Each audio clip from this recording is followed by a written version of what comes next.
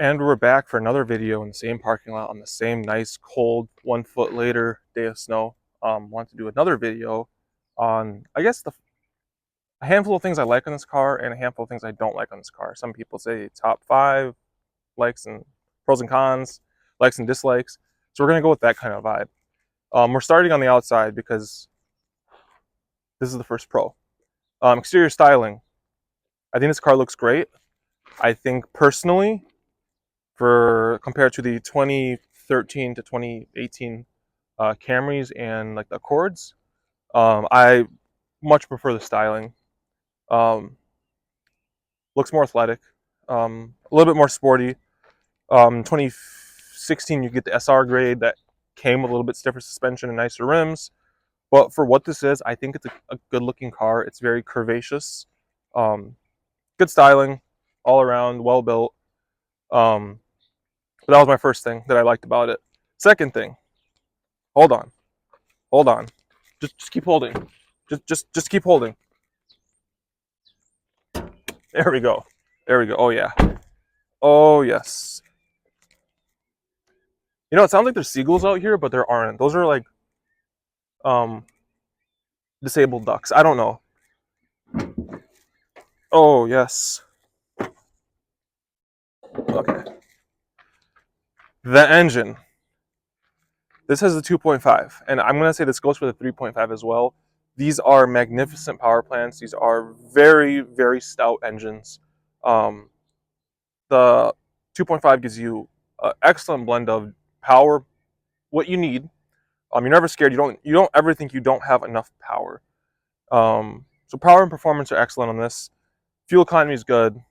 Highway 39, and I know the CVT plays a little bit of a role in that, but still, Mpg is excellent. And reliability. I've done oil changes on this engine every 5,000 miles since I've had it. The book says 7,500. I do it every 5,000. The oil still comes out as golden as it goes in. It does not leak a drop of oil. It does not burn a drop of oil. Nothing. Um, if I wasn't sick of this car and the transmission blew tomorrow, and I wasn't sick of this car, if I did drop a new transmission into this car or remanufactured or whatever it was, and I paid the $5,000 for it, I would get God knows how much more life out of this car. No issues. I'm gonna get you guys a little closer so you guys can see under the hood. But for 220,000 miles on a 10-year-old car, that I beat the life out of this car. I do not drive this car lightly, and that's what really like. You see, Camrys and Accords and stuff like that making it to 220, 250,000. That's fine. But I kid you not, guys. I beat on this car, right? I'll sit there allegedly going triple digits, right? Just holding it. When I've driven this car to California. There was a point where I was just cruising on the highway at 120 miles an hour, allegedly in Mexico, possibly in some portion of Mexico where there's like you're leaving like a mountainy area in the middle of the country, and you're going where like all the potheads are, and you're going west. You're going west, and you're driving through like this other place that has a bunch of like rocks that are orange. If you watch allegedly Matt's off-road recovery, kind of like that, allegedly. But there, again, 20-mile stint going 120 miles an hour, sitting at 4,000 RPM. Car took it like a champ. Nothing's wrong with the car. Under the hood, I did have the check engine light that came on for the catalytic converter. That did go away, and it hasn't bothered me since. But yeah, let me get you guys closer to this so you guys can see under the hood and see what I'm talking about.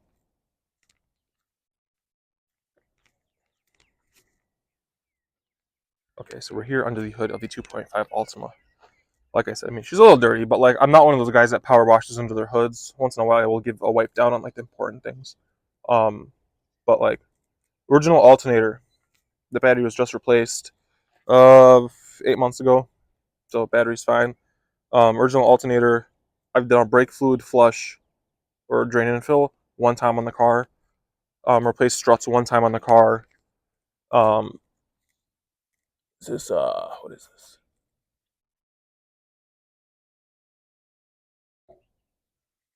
That's his liquid refrigerant. I don't really know what this is. I don't touch it. It does its own thing.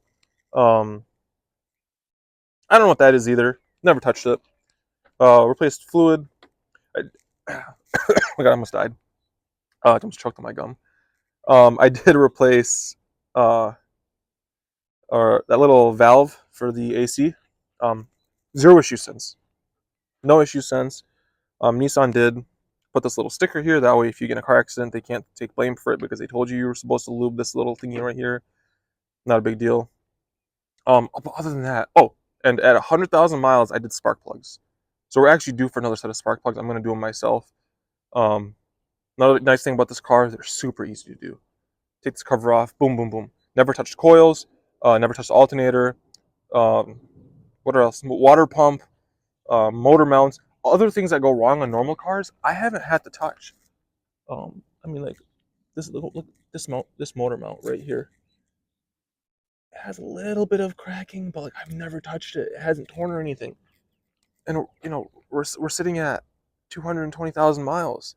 It's been fine. So yeah, like I said, no issues under the hood. Excellent engine, stout engine.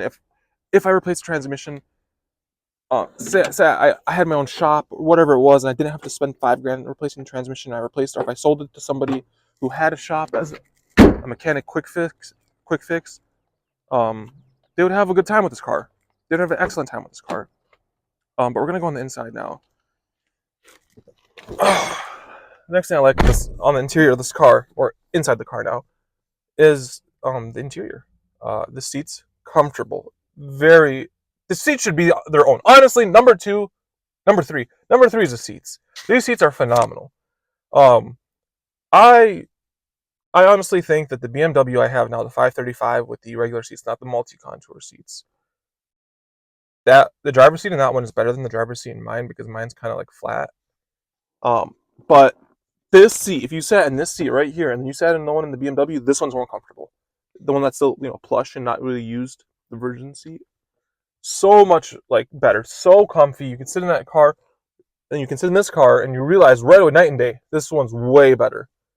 Um, Next thing I guess is on the interior is just the little features that it has, the small stuff. For 20, this is 2013, so remember that when I'm talking about these because like there's a fleet of Corollas right in front of me, right? And all these Corollas have adaptive cruise and probably blind spot, lane departure, emergency braking. But this car's 10 years old, and for it to have blind spot, lane departure, I love both of those features. Excellent features. They work great in this car. Only once in a while in rain, the blind spot will be like, it might like think something's there and it's not. And it's from the system. It does not use radars. It uses the rear camera. A lot of people like fight me back on that, but I'm not wrong. Put money on it. It uses the rear camera. There's no sensors in the bumper. There's no radar systems. There's no cameras under the mirrors. It's using the rear camera. If you run out of windshield fluid, because it has a windshield fluid sprayer for the rear camera, if you run out of windshield fluid, it actually disengages all the safety features in this car because it can't clean the rear camera. But other than that, let's start her up. Again, guys, starts up perfectly. No issues. Climate control works. Shut that off though.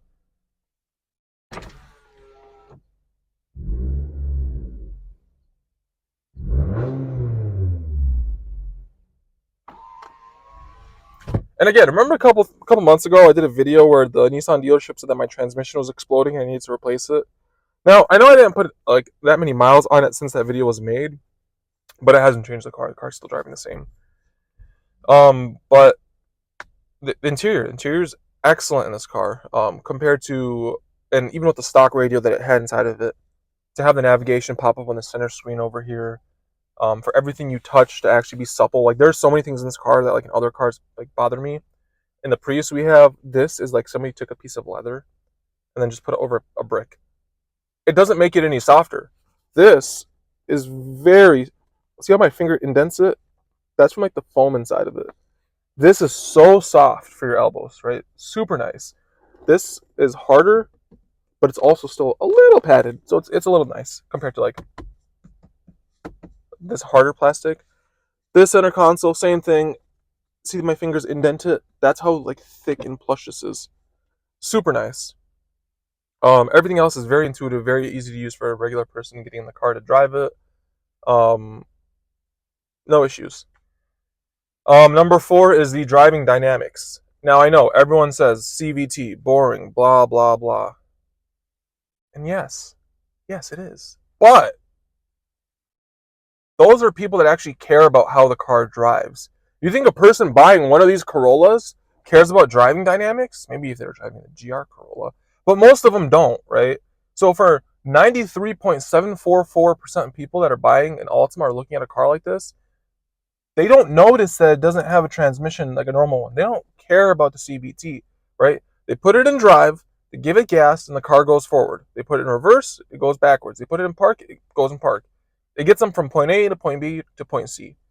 That's what 94% of people care about. You know, they're not going to really be bothered that when you step on the gas, they don't notice it shifting. Right? Or that if you give it hard gas, it holds at 5,000-6,000 RPM and stays there. That's not going to bother them. They don't like care enough. You know what I mean? They're not going to be like, oh, I gave it gas and for a split second, it didn't do anything and then it picked up. They're not going to care. Right? If people care like the way people talk about how like they hate CVTs, Nissan, they would have stopped using them. I firmly believe if people actually, they have their issues, but if more than enough people complained saying I don't like the way it drives and I don't like this, nobody would use a CVT, right? Nobody would. But a lot of car companies do, and some have better CVTs than other. I do think those Toyotas have a better CVT than this Nissan. But it's all relative. It's all what you make out of it. For me, I know what this car is. I know what it's supposed to do. I know what it can do, and I know what it can't do. And in this car, it does everything that it's supposed to do perfectly. Yes, the transmission has its issues, but we're going to go into that in the cons. Other than that, I guess my fifth thing with this car overall. So what we had, the exterior was the outside, or number 1. The performance was number 2. The seats were number 3. The interior was number 4. Now we're at number 5. Number 5 is cost of ownership on this car. Super cheap. Like I said, I'm getting on average about 26, 27 miles a gallon. It's not costing me much to drive this car. It drives great.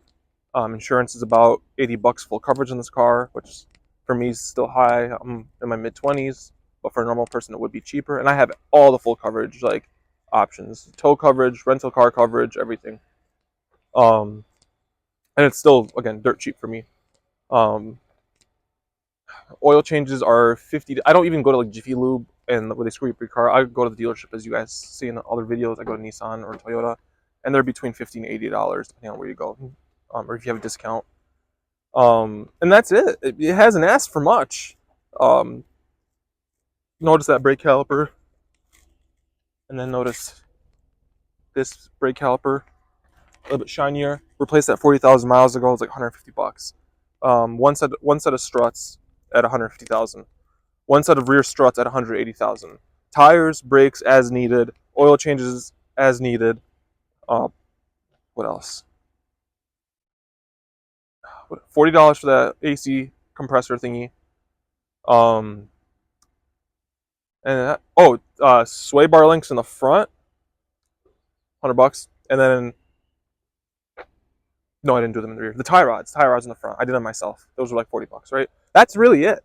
I haven't done much to this car. You know, it hasn't left me stranded. It doesn't really do anything. It doesn't ask for any weird things. It doesn't leak coolant or anything like that. It's actually so reliable, relatively, that I think it can make it on my trip to. I'm taking a trip to California, by the way. I think it can make it there without a hitch. So that's the plan. Even though it has 220,000 miles ish, I still trust this car to take it on a far drive like that without any issues. It's going to be about a 7,000 to 8,000 mile trip, going from Wisconsin to this is the plan.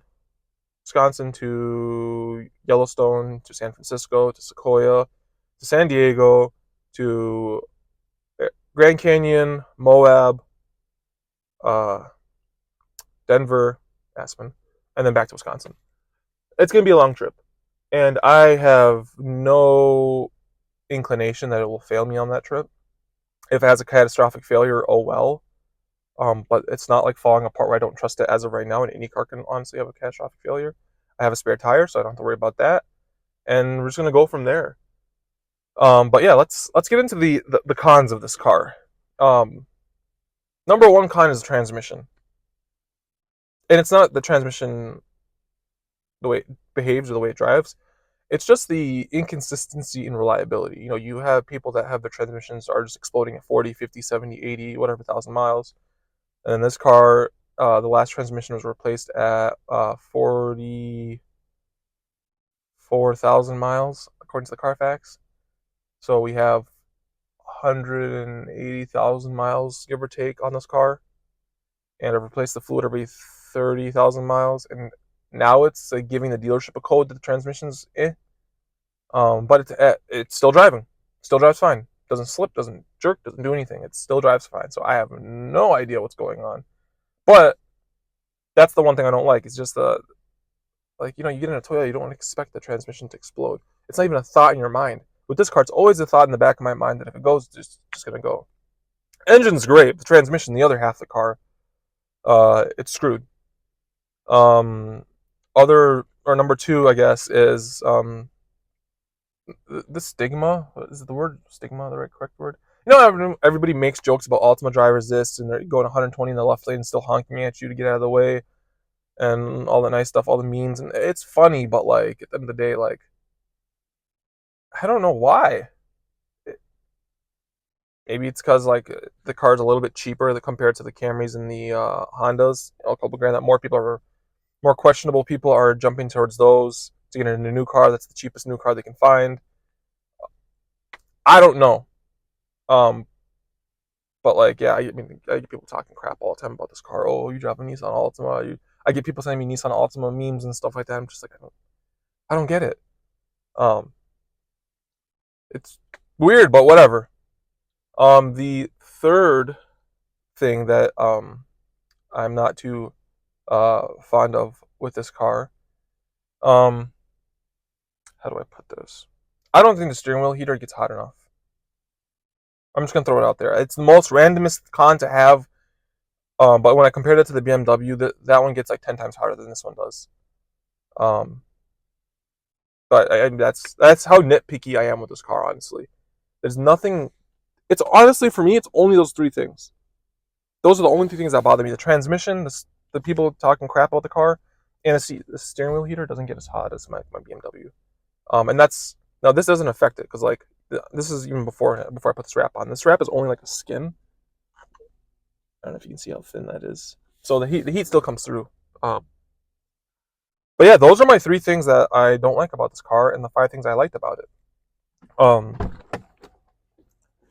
Now, if I had to do this car again, if I had to buy another one, I mean, I wouldn't buy another Nissan just because I'm into BMW boy life now. But if I had to buy another one, I would. Um, if I couldn't afford to buy another car and I had to buy a Nissan for whatever reason, if this car fell into my hands again, I wouldn't complain. Now I'm a Beamer boy, so I can't really talk, but like, this car served me well. But yeah, those are the 5 likes and the 3 dislikes I have. That's how I can't even come up with 3 or 5 dislikes. They're not there. I don't want to start nitpicking worse than the heated steering wheel. But let me know what you guys think. Let me know if you guys have any issues with yours or if there's any reliability issues. If you're getting up there to the 300,000 mile mark, let me know. You guys have a good day.